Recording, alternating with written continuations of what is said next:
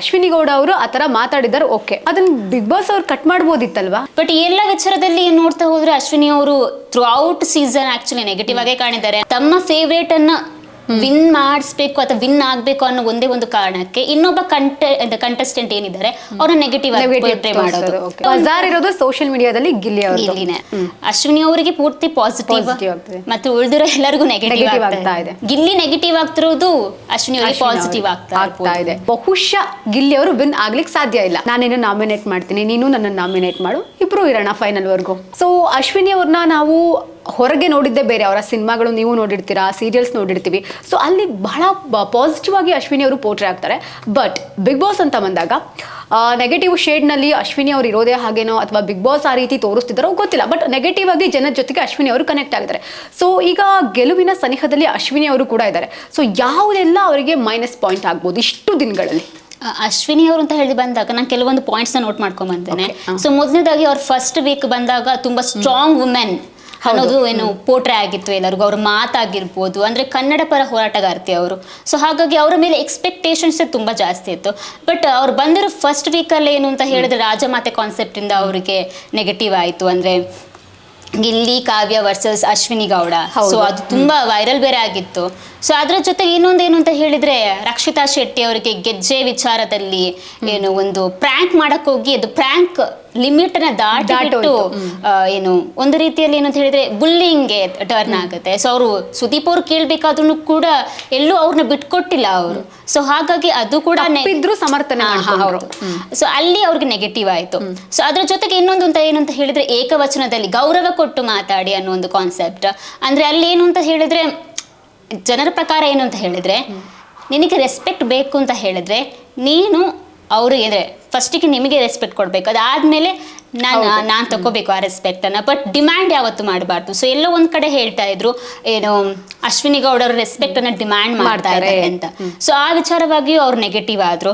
ಅದ್ರ ಜೊತೆಗೆ ಏನು ಅಂತ ಹೇಳಿದ್ರೆ ರೀಸೆಂಟ್ ಆಗಿ ರಾಶಿಕಾ ಅವ್ರದ್ದು ಕ್ಯಾರೆಕ್ಟರ್ ಅಸಾಸಿನೇಷನ್ ಅಂತ, ಅಂದ್ರೆ ನ್ಯಾಷನಲ್ ಟೆಲಿವಿಷನ್ ಅಲ್ಲಿ ಆತರ ಮಾತಾಡಬಾರ್ದು.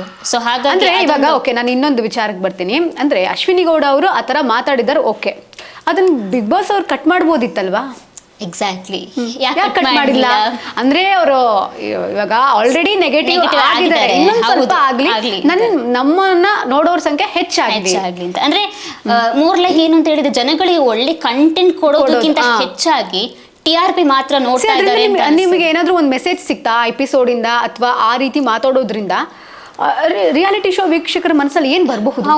ಹೌದು ಆಕ್ಚುಲಿ ನಾವು ಪರವಾಗಿಲ್ಲ, ಬಟ್ ಅದಕ್ಕಿಂತ ನಮ್ಮಕ್ಕಿಂತ ಯಂಗ್ ಮಕ್ಕಳು ತುಂಬಾ ಅಡಿಕ್ಟೆಡ್ ಆಗಿದ್ದಾರೆ ಬಿಗ್ ಬಾಸ್ಗೆ.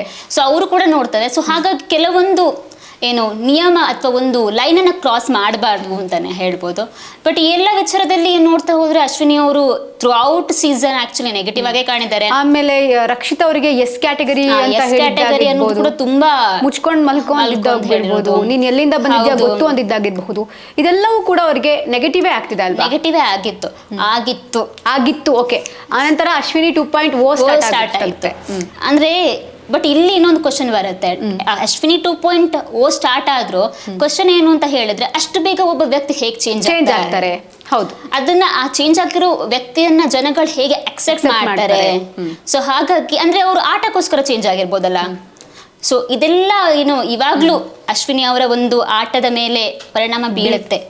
ಅಂದ್ರೆ ಅವರ ಫಸ್ಟ್ ಜರ್ನಿ ಆಗಿರ್ಬೋದು ಬಿಗ್ ಬಾಸ್ ಅಲ್ಲಿ ಪೂರ್ತಿ ಅಂದ್ರೆ ಐ ಥಿಂಕ್ 100 days ಅವರು ಪೂರ್ತಿ ನೆಗೆಟಿವ್ ಆಗಿ ಕಾಣ್ಕೊಂಡಿದ್ದಾರೆ. ಬಟ್ ಇನ್ನೊಂದು ಏನು ಅಂತ ಹೇಳಿದ್ರೆ ಬಿಗ್ ಬಾಸ್ ಅಲ್ಲಿ ಲಾಸ್ಟ್ 2 weeks ತುಂಬಾ ಇಂಪಾರ್ಟೆಂಟ್ ಆಗುತ್ತೆ. ಸೊ ಹಾಗಾಗಿ ವಿನ್ ಆಗೋ ಚಾನ್ಸಸ್ ಬೇರೆ ಇದೆ. ಓಕೆ, ಇವಾಗ ನಮ್ಮ ಕನ್ನಡ ಪಿಕ್ಚರ್ ಅಲ್ಲಿ ನಡೆಸಿದಂತಹ ಒಂದು ವೋಟಿಂಗ್ ಪೋಲ್ ಪ್ರಕಾರ ಲಾಸ್ಟ್ ಟೈಮು ಗಿಲ್ಲಿ ಅವರಿಗೆ ಹೆಚ್ಚಾಗಿ 80% ವೋಟ್ ಬಿದ್ದಿರುತ್ತೆ. ಬಟ್ ಅಲ್ಲಿ ಅಶ್ವಿನಿ ಅವರಿಗೆ ಒಂದು 5% ಬಂದಿರುತ್ತೆ. ಬಟ್ ಇವತ್ತಿನ ನಡೆಸಿದಂತಹ ಒಂದು ವೋಟ್ ಪ್ರಕಾರ ಅಶ್ವಿನಿಗೆ 10% ಆಗಿದೆ. ಇಟ್ ಮೀನ್ಸ್ PR ವರ್ಕ್ ಮಾಡ್ತಾ ಇದೆ ಅಂತಲ್ಲ ಅಶ್ವಿನಿ ಅವರ PR. ಅಂದ್ರೆ ಸ್ಟಾರ್ಟಿಂಗ್ ಅಷ್ಟಿರ್ಲಿಲ್ಲ, ಬಟ್ ಇವಾಗ ಕಳೆದ 2-3 ವಾರದಿಂದ ತುಂಬಾ ಚೆನ್ನಾಗಿ ವರ್ಕ್ ಮಾಡ್ತಾ ಇದ್ದಾರೆ. ಎಲ್ಲೋ ಒಂದ್ ಕಡೆ ಏನು ಅಂತ ಹೇಳಿದ್ರೆ ರೀಸೆಂಟ್ ಡೇಸ್ ಅಲ್ಲಿ ಬಿಗ್ ಬಾಸ್ ಅಲ್ಲಿ PR ಗಳ ವರ್ಕ್ ತುಂಬಾ ಚೆನ್ನಾಗಿ ಆಗ್ತಿದೆ ಅಂತ ಜನರೇ ಹೇಳ್ತಿದ್ದಾರೆ. ಅಂದ್ರೆ ತಮ್ಮ ಫೇವ್ರೇಟ್ ಅನ್ನ ವಿನ್ ಮಾಡಿಸ್ಬೇಕು ಅಥವಾ ವಿನ್ ಆಗ್ಬೇಕು ಅನ್ನೋ ಒಂದೇ ಒಂದು ಕಾರಣಕ್ಕೆ ಇನ್ನೊಬ್ಬ ಕಂಟೆಸ್ಟೆಂಟ್ ಏನಿದ್ದಾರೆ ಅವ್ರನ್ನ ನೆಗೆಟಿವ್ ಆಗಿ ಪೋರ್ಟ್ರೇ ಮಾಡೋದು.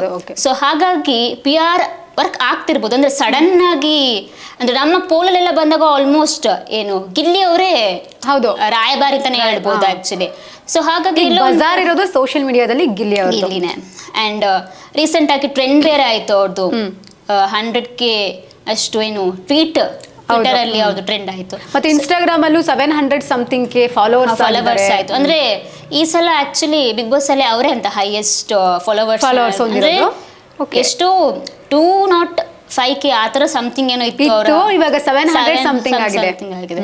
ಸೊ ಅಂದ್ರೆ ಅವರ ಒಂದು ಕ್ರೇಜ್ ಈಗ ಜಸ್ಟ್ 700 ಸಮಥಿಂಗ್ ನೆನ್ನೆ ಮೊನ್ನೆ ಇತ್ತು, ಬಟ್ ಇವತ್ತಿಗೆ ನೋಡೋದಾದ್ರೆ 800 ಸಮಥಿಂಗ್ ಆಗಿದೆ.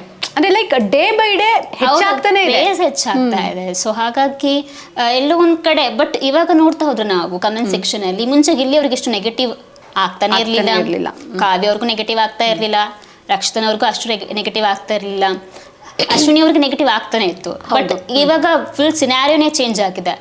ಅಶ್ವಿನಿ ಅವರಿಗೆ ಪೂರ್ತಿ ಪಾಸಿಟಿವ್ ಮತ್ತೆ ಉಳಿದಿರೋ ಎಲ್ಲರಿಗೂ ನೆಗೆಟಿವ್ ಆಗ್ತಾ ಇದೆ. ಸೊ ಹಾಗಾಗಿ PR ವರ್ಕ್ ಆಗ್ತಿರಬಹುದು. ಓಕೆ, ಈಗ ಅಶ್ವಿನಿ ಅವರು ಗೆಲ್ಲೋದಿಕ್ಕೆ ಏನ್ ಪಾಸಿಟಿವ್ ವಿಚಾರಗಳು ಅವರಲ್ಲಿದೆ? ಅಶ್ವಿನಿ ಅವ್ರು ಗೆಲ್ಲೋದಕ್ಕೆ ಪಾಸಿಟಿವ್ ವಿಚಾರ ಅಂತ ಹೇಳಿದ್ರೆ ಮೊದಲನೇದಾಗಿ ಅವ್ರು ಆಕ್ಚುಲಿ ಅವರ ಏಜ್ಗೆ ಅವ್ರು ಆಡ್ತಿರೋ ಹೌದು ಅಂದ್ರೆ ಅವರ ಜೋಶ್ ಆಗಿರ್ಬೋದು, ಹುಮ್ಮಸ್ ಆಗಿರ್ಬೋದು, and back to back content ಕೊಡ್ತಾ ಇದ್ದಾರೆ. ಅಂದ್ರೆ ಪ್ರೋಮೋದಲ್ಲಿ ಅಶ್ವಿನಿ ಗೌಡ ಇದ್ರೆ ಒಂಥರ ಮಜಾ ನೋಡಕ್ ಮಜಾ. ಸೊ ಹಾಗಾಗಿ ಆ ಒಂದು ವಿಚಾರ ಆಗಿರ್ಬೋದು.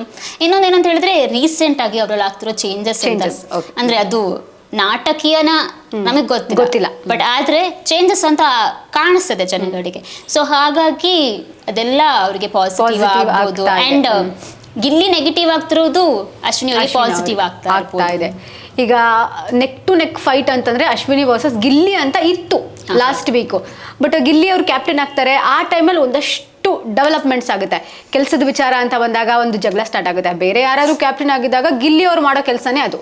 ಸೊ ಅದನ್ನ ತೋರ್ಸಕ್ಕೆ ಅಂತೇಳಿ ಅಶ್ವಿನಿ ಅವರು ಅದೇ ರೀತಿ ಮಾಡ್ತಾರೆ. ಆ ವೀಕಿಂದ ಎಲ್ಲೋ ಒಂದು ಕಡೆ ಗಿಲ್ಲಿ ಹಾಗೆ ಅಶ್ವಿನಿ ಅವರ ಆಟದಲ್ಲಿ ಬದಲಾವಣೆ ಆಗ್ತಾ ಇದೆಯಾ ಅಂತ. ಇವಾಗ ಕೆಲವೊಂದು ಅಶ್ವಿನಿ ಅವರಿಗೆ ಪಾಸಿಟಿವ್ ಆಗ್ತಾ ಇದೆ. 99% ಎಲ್ಲದರಲ್ಲೂ ಪರ್ಫೆಕ್ಟ್ ಇದ್ದಂತಹ ಗಿಲ್ಲಿ ಅವರಿಗೆ 1% ಎಲ್ಲೋ ಕ್ಯಾಪ್ಟನ್ಸಿ ಮುಳುವಾಯ್ತಾ ಅಂತ. ಅಂದ್ರೆ ಏನು ಅಂತ ಹೇಳಿದ್ರೆ ಗಿಲ್ಲಿ ಅವರು ಫಸ್ಟ್ ಇಂದ ಕೂಡ ಅವರೇನೋ ತುಂಬಾ ಪಾಸಿಟಿವ್ ಆಗಿ ಪೋರ್ಟ್ರೇ ಆಗಿರುವಂತಹ ವ್ಯಕ್ತಿಗೆ. ಅಂದ್ರೆ ಯಾವುದೇ ಪರ್ಸನ್ ಆಗಿದ್ರು ಕೂಡ ಇಷ್ಟು ದಿವಸ ತುಂಬಾ ಸೈಲೆಂಟ್ ಆಗಿದ್ರು, ಸಡನ್ ಆಗಿ ಇವ್ರಿಗೆ ಏನಾಯ್ತು ಅಂದ್ರೆ ರೊಚ್ಚಿಗೆದ್ ಬಿಟ್ರಲ್ಲ ಅವರು.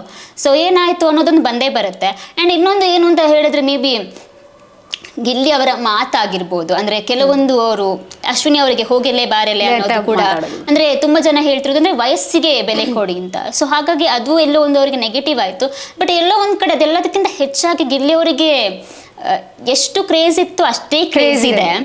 ಬಟ್ ಚಾನಲ್ ಅವರೇ ಏನೋ ಒಂಥರ ಅಂದ್ರೆ ಲೈವ್ ಅಲ್ಲಿ ಏನೋ ಆಗ್ತಾ ಇದೆ, ಎಪಿಸೋಡ್ ಅಲ್ಲಿ ಅದಿನ್ನೇನೋ ರೀತಿ ಪೋರ್ಟ್ರೇ ಆಗ್ತಾ ಇದೆ. ಸೊ ಹಾಗಾಗಿ ಎಲ್ಲೋ ಒಂದ್ ಕಡೆ ಯಾರೋ ಒಬ್ಬರನ್ನ ವಿನ್ ಮಾಡ್ಸಕ್ಕೆಂತಾನೆ ಗಿಲ್ಲಿ ಅವ್ರನ್ನ ನೆಗೆಟಿವ್ ಆಗಿ ತೋರಿಸ್ತಾ ಇರಬಹುದು.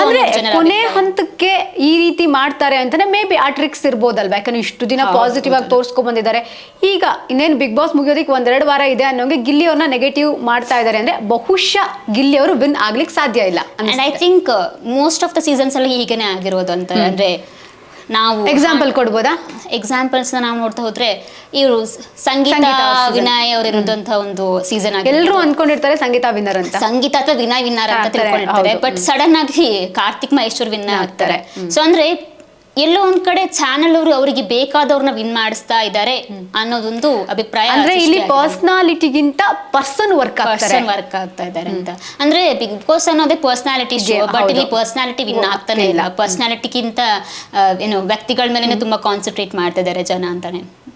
ಓಕೆ, ಈಗ ಗಿಲ್ಲಿ ಅವರ ವಿಚಾರಕ್ಕೆ ಬಂದಾಗ ಇಷ್ಟು ದಿನ ಕಂಟೆಂಟ್ ಅಂತೇಳಿ ಕಂಟೆಂಟ್ ಕೊಟ್ರು.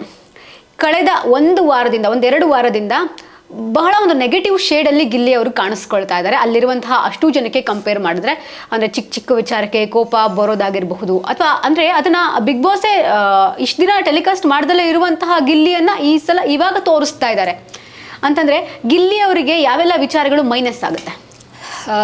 ಗಿಲ್ಲಿ ಅವರು ಹೌದು ಅಂದರೆ ಫಸ್ಟಿಂದ ಇಲ್ಲಿ ತನಕ ಅವ್ರು ಪಾಸಿಟಿವ್ ಆಗಿ ಪೋರ್ಟ್ರೇ ಆಗಿರುವಂತಹ ವ್ಯಕ್ತಿ. ಅಂದರೆ ಅಷ್ಟು ಸ್ಕ್ರೀನ್ ಸ್ಪೇಸ್ನು ಅವರೇ ತಗೊಂಡ್ಬಿಟ್ಟಿದ್ರು. ಅಂದರೆ ವೀಕೆಂಡ್ ಎಪಿಸೋಡ್ ಕೂಡ ಅವರೇ ತಗೊಂಡ್ಬಿಡ್ತಿದ್ರು.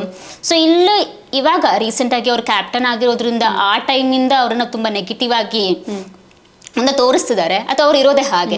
ಅಂದ್ರೆ ಕೆಲವೊಂದು ಹೇಳ್ತೇವಲ್ಲ, ಅಂದ್ರೆ ಇಷ್ಟು ದಿನ ಆದ್ಮೇಲೆ ಮುಖವಾಡ ಕಳಿಸುತ್ತೆ ಅಂತ. ಸೊ ನಮಗೆ ಗೊತ್ತಿಲ್ಲ ಅದು ಯಾವ ರೀತಿ ಅಂತ. ಬಟ್ ಅವ್ರಿಗೆ ಮೈನಸ್ ಆಗಿರೋ ಒಂದು ವಿಚಾರ ಏನು ಅಂತ ಹೇಳಿದ್ರೆ, ಅಂದ್ರೆ ಅವರೇ ಅಶ್ವಿನಿ ಅವರಿಗೆ ಒಂದು ಯಾವ ರೀತಿಯಲ್ಲಿ ಮಾತಾಡ್ಬೇಕು ಅಂದ್ರೆ ಪಾಪ ಅವ್ರದ್ದು ಇರೋದೇ ಹಳ್ಳಿ ಭಾಷೆ. ಸೊ ಅವ್ರು ನಾರ್ಮಲಿ ಹಾಗೆ ಮಾತಾಡೋದು ಅಂತ ಎಲ್ರು ಹೇಳ್ತಾರೆ. ಸೊ ಹಾಗಾಗಿ ಅದು ಒಂದಾಗಿರ್ಬೋದು. ಇನ್ನೊಂದು ಕಾವ್ಯನಿಗೆ ಕಾವ್ಯನ ಪುಷ್ ಮಾಡ್ತಿದ್ದಾರೆ ಅವರು ಅಂತ ಅನ್ನೋದು, ಅಂದ್ರೆ ಕಾವ್ಯನ ಯಾವಾಗ್ಲೂ ಪ್ರೊಟೆಕ್ಟ್ ಮಾಡ್ತಾ ಇದ್ದಾರೆ. ಅದು ಒಂದು ವಿಚಾರವಾಗಿ ಏನೊಂದು ನೆಗೆಟಿವ್ ಆಗ್ಬೋದು. ಅದನ್ನ ಬಿಟ್ರೆ ಆಕ್ಚುಲಿ ಆ ಮನುಷ್ಯನಲ್ಲಿ ನೆಗೆಟಿವ್ ಅಂತ ಈ ವರ್ಷ ಯಾರು ಅಷ್ಟು ಕಾಣಲೇ ಇಲ್ಲ ಅಂತ ಅನ್ಸಿ. ಇನ್ನೊಂದು ಏನಂದ್ರೆ ಅಲ್ಲೇ ಆಚೆ ಚರ್ಚೆ ಆಗ್ತಿರೋ ಇನ್ನೊಂದು ವಿಚಾರ, ಈಗ ಕಾವ್ಯ ಹಾಗೆ ಗಿಲ್ಲಿಯವರು ಒಂದು 6-7 ವರ್ಷದಿಂದ ಪರಿಚಯ ಇದ್ದಾರೆ. ಸೊ ಇವರಿಬ್ಬರು ಏನಾದ್ರು ಮಾತಾಡ್ಕೊಂಡು ಬಂದಿದ್ದಾರಾ? ಲೈಕ್ ಅಂದ್ರೆ ಜನಗಳ ಅಭಿಪ್ರಾಯನ ನಾವು ತಡೆಯೋಕ್ಕಾಗಲ್ಲ ಅಲ್ವಾ? ಅಫ್ಕೋರ್ಸ್ ಆಗಲ್ಲ. ಸೊ ಅಂದ್ರೆ ಇವ್ರು ಮಾತಾಡ್ಕೊಂಡು ಬಿಗ್ ಬಾಸ್ ಮನೆಗೆ ಬಂದು ಇಬ್ರು ಒಟ್ಟಿಗೆ ಗೇಮ್ ಆಡ್ತಿದ್ದಾರೆ. ಸೊ ಅದಕ್ಕೆ ಫೈನಲ್ ನಲ್ಲಿ ಇರಲೇಬೇಕು ನಾವಿಬ್ರು ಅಂತ ಡೇ 1 ನೀನ್ ನನಗೆ ಪುಷ್ ಮಾಡು, ನಾನು ನಿನಗೆ ಪುಷ್ ಮಾಡ್ತೀನಿ ಅನ್ನೋ ರೀತಿಯಲ್ಲಿ ಗೇಮ್ ಆಡ್ತಿದ್ದಾರೆ ಅಂತ. ಸೊ ಇದು ಒಪ್ಕೋತೀರಾ? ಐ ಥಿಂಕ್ ಇಲ್ಲ ಅಂತ ಅನ್ಸುತ್ತೆ. ಯಾಕೆ ಅಂತ ಹೇಳಿದ್ರೆ ಅಷ್ಟಿದ್ರೆ ಕಾವ್ಯ ಗಿಲ್ಲಿನ ನಾಮಿನೇಟೇ ಮಾಡ್ತಾ ಇರ್ಲಿಲ್ಲ. ಅಂದ್ರೆ ಒಂದು ಸ್ಟ್ರಾಟಜಿ ಆಗಬಹುದಾ? ನೀವು ಯಾವ ರೀತಿ ಸ್ಟ್ರಾಟಜಿ ಅಂತ ಹೇಳ್ತಿದ್ರೆ? ಅಂದ್ರೆ ಲೈಕ್ ನಾನೇನು ನಾಮಿನೇಟ್ ಮಾಡ್ತೀನಿ, ನೀನು ನನ್ನ ನಾಮಿನೇಟ್ ಮಾಡು, ಇಬ್ರು ಇರೋಣ ಫೈನಲ್ ವರ್ಗು. ಬಟ್ ಗಿಲ್ಲಿಗಿರೋ ಕ್ರೇಜಿಗೆ ಏನು ಕಾವ್ಯ ನಾಮಿನೇಟ್ ಮಾಡಿದ್ರೆ ಕಾವ್ಯ ನೆಗೆಟಿವ್ ಆಗಿ ಕಾಣ್ತಾಳೆ ಅಂತ ಅವಳು ಗೊತ್ತಿಲ್ವಾ? ಎಕ್ಸಾಕ್ಟ್ಲಿ ಗೊತ್ತಿರುತ್ತೆ. ಸೊ ಹಾಗಾಗಿ ಎಲ್ಲೋ ಒಂದ್ ಕಡೆ 7 ವರ್ಷದಿಂದ ಪರಿಚಯ ಆಗಿರ್ಬೋದು. ಅಂದ್ರೆ ಅದಕ್ಕಿಂತ ಮುಂಚೆ ಕೂಡ ಸಂಗೀತ ಮತ್ತೆ ವಿನಯ್ ಅವರು ಕೂಡ ತುಂಬಾ ವರ್ಷಗಳಿಂದ ಪರಿಚಯ. ಬಟ್ ಬಂದ ವಾರನೇ ಇಬ್ರು ಫುಲ್ ಜಗಳ ಆಡ್ಕೊಂಡು. ಸೊ ಎಲ್ಲೋ ಒಂದ್ ಕಡೆ ಆತರ ಆಗಿರ್ಲಿಕ್ಕಿಲ್ಲ ಅನ್ನೋದು ಜನಗಳ ಅಭಿಪ್ರಾಯ ಕೂಡ ಆಗಿರ್ಬೋದು. ಒಂದು ಜನ ಫೈನಲ್ಗೆ ಗಿಲ್ಲಿ ಹೋಗ್ತಾರಲ್ವಾ, ಟಾಪ್ 3 ಅಲ್ಲಿ ಇರ್ತಾರ? ಅಫ್ಕೋರ್ಸ್ ಇರ್ತಾರೆ. ಅವ್ರು ಇಲ್ಲ ಅಂತ ಹೇಳಿದ್ರೆ ಶೋ ಮೇಲೆ ಹೌದು ಯಾರಿಗೂ ನಂಬಿಕೆವನ್ನೇ ಬರಲ್ಲ. ಇವಾಗ ನೋಡ್ತಿರೋ ಟ್ರೆಂಡ್ ಪ್ರಕಾರ ನಾವು ನೋಡ್ತಾ ಹೋದ್ರೆ ಆರ್ಗ್ಯಾನಿಕಲಿ ವಿನ್ ಆದ್ರೆ ಗಿಲ್ಲಿ ವಿನ್ ಆಗ್ತಾನೆ ಅಂತಾನೆ ಒಂದು ಉಂಟು. ಗಿಲ್ಲಿ ವಿನ್ ಆಗಿಲ್ಲ ಅಂತ ಹೇಳಿದ್ರೆ ಎಲ್ಲೋ ಒಂದ್ ಕಡೆ ಈ ವರ್ಷದ ಬಿಗ್ ಬಾಸ್ ಏನು ಅಂತ ಹೇಳಿದ್ರೆ ಬಿಗ್ ಬಾಸ್ ಮೇಲೆ ಇದ್ದಂತ ಟ್ರಸ್ಟೇ ಜನರದ್ದು ಹೋಗುತ್ತೆ ಅಂತಾನೆ ಹೌದು. ಸೊ ಹಾಗಾಗಿ ಗಿಲ್ಲಿ ಟಾಪ್ 3 ಅಲ್ಲಿ ಅಫ್ಕೋರ್ಸ್ ಇದ್ದೇ ಇರ್ತಾರೆ. ಆದ್ರೆ ಎಲ್ಲದಕ್ಕಿಂತ ಹೆಚ್ಚಾಗಿ ವಿನ್ ಆಗ್ತಾರೆ ಅನ್ನೋದು ನಮ್ಮ ಪೋಲ್ಸ್ಗಳಲ್ಲಿ ನೋಡಿದಾಗ ಗೊತ್ತಾಗುತ್ತೆ.